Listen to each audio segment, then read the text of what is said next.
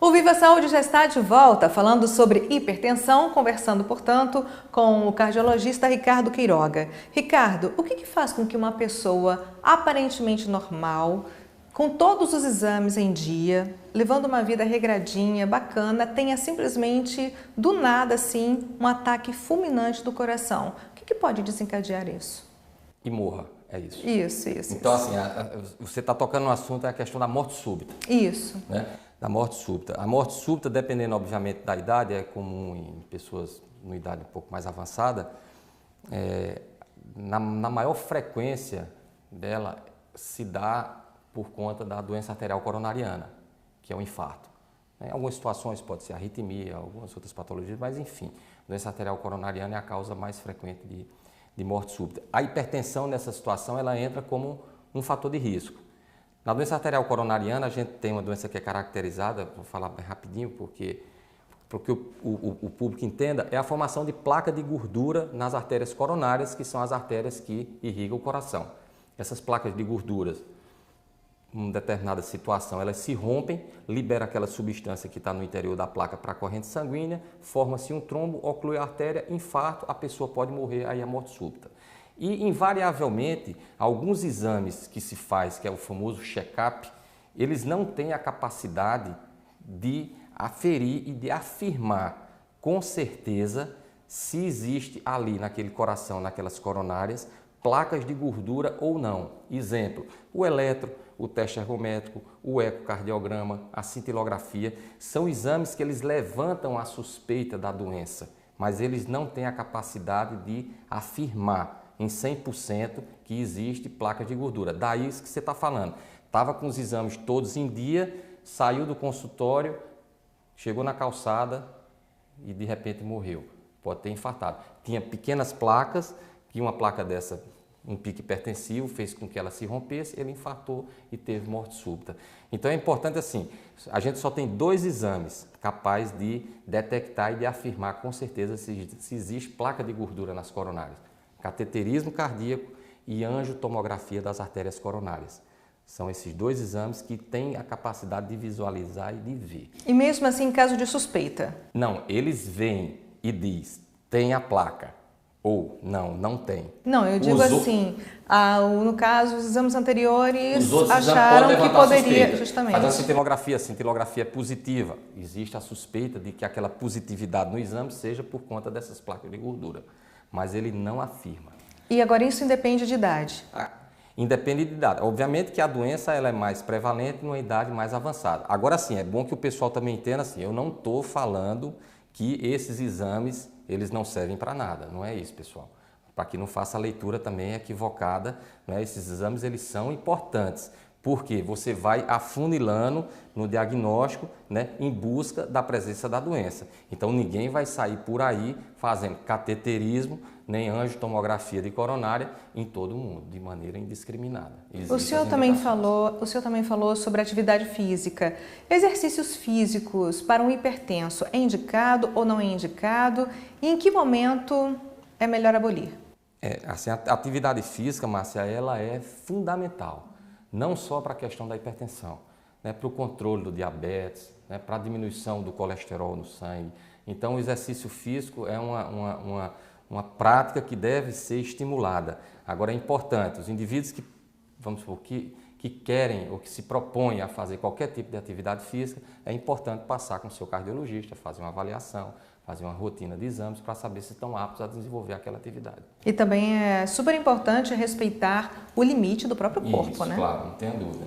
Tem aquelas pessoas, né, que não sofrem, né, de problemas cardíacos, não são hipertensas. Um picozinho de pressão, né? Subiu a pressão. Isso quer dizer que é um começo de hipertensão ou isso pode acontecer, é normal? Não vai ser uma medida isolada, né, de uma pressão elevada que vai determinar que o indivíduo é hipertenso. Né? Até mesmo porque você tem determinadas situações de estresse, né? E o estresse ele é uma resposta fisiológica do organismo a uma situação adversa, entendeu? Que você pode ter, teve uma angústia, teve um medo, a pressão se elevar um pouco, é uma resposta fisiológica do organismo. Agora, a manutenção desses níveis elevados é o que vai determinar e caracterizar a doença. Um pico isolado de pressão não determina que o indivíduo é hipertenso. A gente está falando muito sobre hipertensão, né, que é a pressão alta. Existe risco também para quem sofre de pressão baixa? Não, o risco aí é a pressão alta. A pressão baixa é melhor, porque a máquina, o motor vai trabalhar de maneira mais livre, mais folgada. Agora, obviamente, quando a gente fala pressão baixa, não pode ser uma pressão baixa que o indivíduo viva dormindo pelos cantos, entendeu? Não tenha coragem de se levantar, viva... Então, nessa situação aí, tem-se que investigar a razão dessa hipotensão. Tem algumas patologias, às vezes, hipotireoidismo, enfim, pode cursar com hipotensão, mas a preocupação maior, a princípio, é com a hipertensão. Doutor, o senhor já falou que a hipertensão ela não tem cura, mas como reforçar, mais uma vez, em relação ao controle da hipertensão? Como mantê-la controlada? Feito o diagnóstico de hipertensão. Então, pronto, você está de frente para o indivíduo que é hipertenso. Então, primeira coisa, mudança de estilo de vida, hábitos saudáveis, diminuir a ingesta de sal, caminhar, perder peso, parar de fumar, diminuir o estresse. Parece até que é viver lá no paraíso, né? Mas tem que procurar fazer isso aí. Há necessidade de tomar medicação? Então tem que tomar o remédio, procurar tomar nos horários, entendeu? E, enfim, verificar essa pressão, né, constantemente, entendeu? Não só ficar mudando do estilo de vida, tomando remédio e achar que está tudo bem e não verifica mais a pressão mais nunca. De vez em quando tem que verificar para saber se essa pressão está bem controlada. Então, mudança de estilo de vida sempre, e naquelas situações em que precisa tomar medicação, procurar tomar, né, nos horários com a regularidade necessária. E a gente também não pode verificar a pressão de qualquer maneira, de qualquer jeito. Quais os critérios que se deve obedecer na hora de verificar uma pressão? Sentar, passar pelo menos de 5 a 10 minutos, né? Vamos dizer, acalmar, procurar não verificar essa pressão logo após as refeições, procurar não verificar essa pressão logo após a ingesta de café ou de qualquer substância estimulante, tá certo? E dar uma acalmada e em seguida verificar a pressão, numa condição, né? Mas não, às vezes a pessoa está perreada, agitada, estressada, e aí verifica logo aqui a pressão como é que está. Ou também praticando uma atividade física. Logo após a atividade física, aí não, né? Procura relaxar, senta 5 a 10 minutos e aí sim faz a aferição. Que dica, ou melhor, que mensagem o senhor deixaria para as pessoas que estão sofrendo de hipertensão?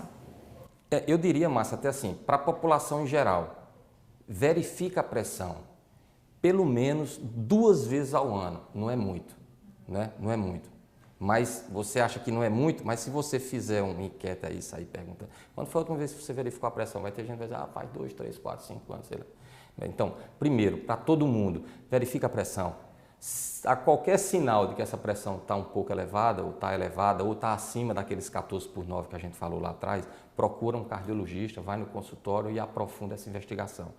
Para os indivíduos que são hipertensos, segue rigorosamente as orientações do seu médico, do seu cardiologista. Procura praticar hábitos saudáveis, procura tomar a medicação nos horários e qualquer dúvida, procura o seu médico para tirar a dúvida. A gente tem a mania de escutar no consultório que o paciente tira a dúvida com o vizinho, tira a dúvida com o irmão, com o cunhado, com o pai, mas não tira a dúvida com o profissional que prescreveu e que o orientou.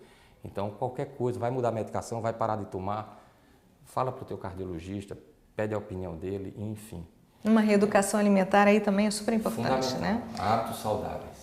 Doutor Ricardo, obrigada por sua participação no Viva Saúde. Ela foi bastante esclarecedora.